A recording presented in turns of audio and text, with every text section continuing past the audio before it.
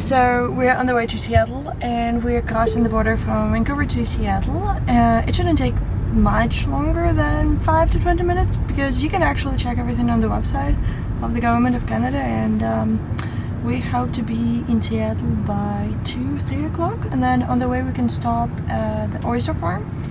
You can see so much sunscreen, but it's pretty sunny in Vancouver and then Seattle, and then we are driving there for the first time. Neither of us been to West Coast before, so that's gonna be exciting. Yeah, boy. We spent about half an hour, maybe a little bit more on the border. Even though on the website it was saying it will be like 20 to 25 minutes. I also think because it's long weekend ahead of us, a lot of people are moving in between. So it took us solid 30-35 minutes. The guy at the border control was really nice, asking just questions like, how did you meet guys, where are you going, what's the plan? And now we're just going to Seattle. I think we will stop at the Shellfish Farm that we initially were looking into, trying out, and then we're just going down to Seattle because we left a little bit later than expected. We're gonna be at the hotel at maybe 4 or 5 p.m. So we're gonna go on a little walk and then go check out dinner. I chose a Japanese restaurant for dinner with like bento box and other stuff, so I'm really excited for that.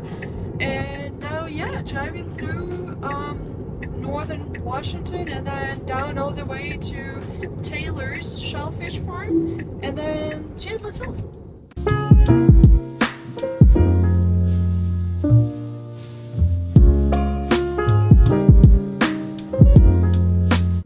So I want to hear their reactions. Do you say that you're Canadian? Well, I just want to hear what they would say when I would say I'm Canadian. What? No way. You don't look Canadian. We had to park all the way away from the restaurant because apparently there are a lot of people out there, and this is the farm. This is how it looks like, and we're going to get some shellfish there. They also have a location downtown, but this is the farm where they actually raise the oysters and other shellfish.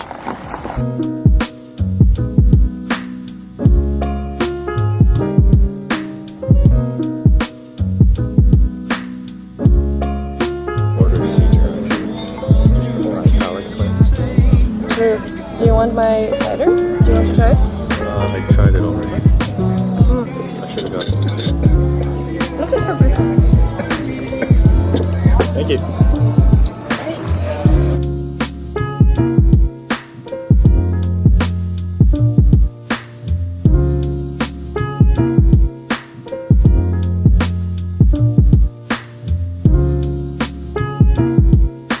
As you can see, I'm all white. I added so much sunscreen because it's actually so sunny in Washington.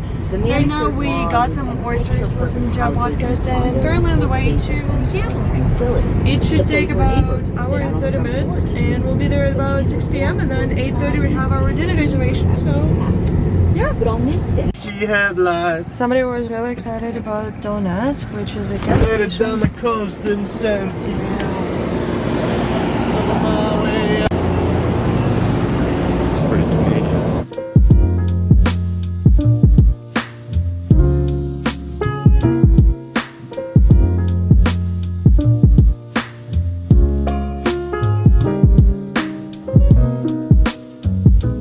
It's almost 8 a.m. and it's our first full day in Seattle. Yesterday was a little bit unfortunate. Owen got a stomachache, so we had to leave dinner earlier. So today we're taking it a little bit easier than what we've planned. Going to a Starbucks Reserve because Seattle is one of the few cities in this world that has Starbucks Reserve. You will see how it is different from the rest of Starbucks cafes.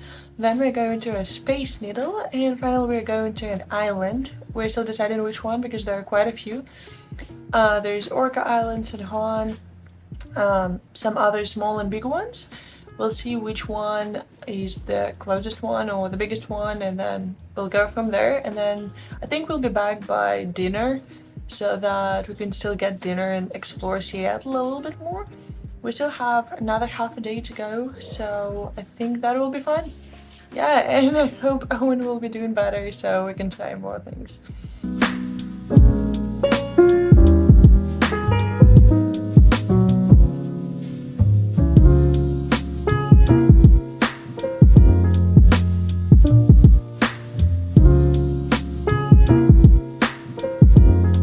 do, Phil? USA! USA! And now we're going to the first Starbucks ever that was open in Seattle and Washington, and then in the world in general. I don't know, Seattle looks very low-key. Not that many people, not that high for traffic. We're downtown right now, you can see how empty the streets are. And it's about 9-10 a.m.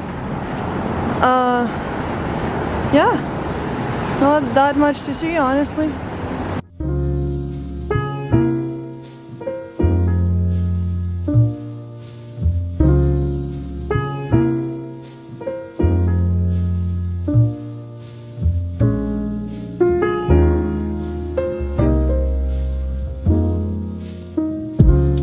Step out of the market, you have this platform where you can see the ocean, and I think there's a Ferris wheel over there.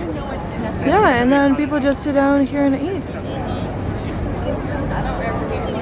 And then after the market and the platform, you can go down and see the construction is happening for the dock, and the ocean, and there are the mountains. Only later we realized that the place we've been before wasn't really an original Starbucks. And then this is the original Starbucks and you have a line here. But I don't know, I feel like they deserve more. No? And then we decided to stop by this place that sells piroshki. And it's literally called piroshki. And then we got a box. A really nice wooden box, I must say. I'm gonna try and sell it. No! Use the profits for charity. Anyways, we're in line to get some baked goods. And then this is still the market.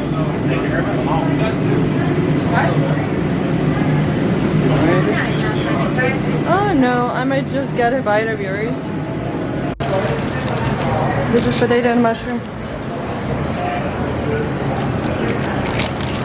Not bad. Is it good? Not bad. Out of 10? I should have been like, would you like to buy this box? All proceeds go to charity. I didn't say what charity.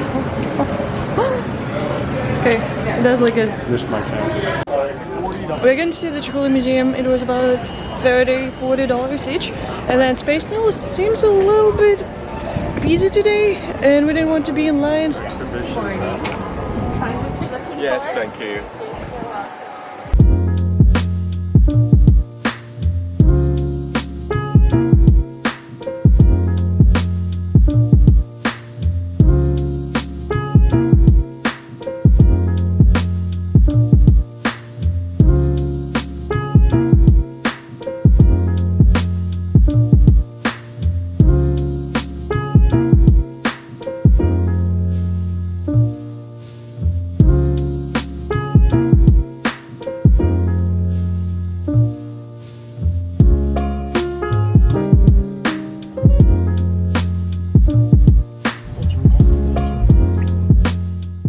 Finally, after about half an hour wait, we are finally boarding. Smells so fishy. We finally made it to Bainbridge Island. My camera died, so I'm filming on the phone, and then we're finally here getting fish and chips, and then we're also getting pho after that because we wanted to try different things. It's pretty so far, but just like a little, you know, cute little island town, almost like.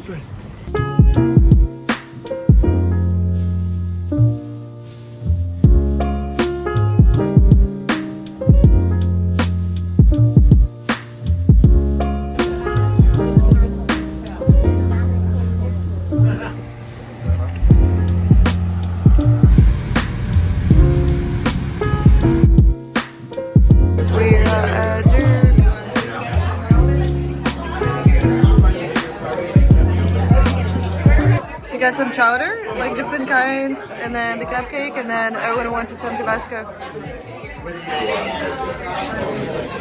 The only place where we had to pay for parking, even though we attended the restaurant itself. Wasn't that good? Thank you. And then Owen decided he wanted some fruits and berries, so we're going to get some at Safeway because it's the only place that is open at 10. Does look safe.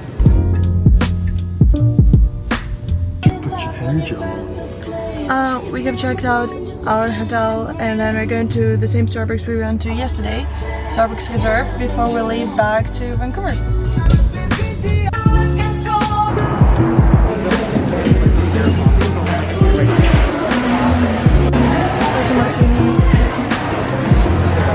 What can I say? Seattle was very underwhelming. I think it's a, you know, we both thought that Seattle and Washington were very low-key. It just felt like there was just not much to do, even though like we attended quite a few places. We've been to quite a few neighborhoods, tried different things, and it just felt like Vancouver has just so much to offer and so much to do in terms of like activities. Also just for tourists and not just people living there. And it just felt like Seattle was very like, okay, especially like us after Vancouver, like other bigger American cities. I don't know if it would be the place that we would want to go back, but yeah, nature, beautiful, hiking, amazing spots, places. But besides that, I don't know. Looking forward to going back to Vancouver.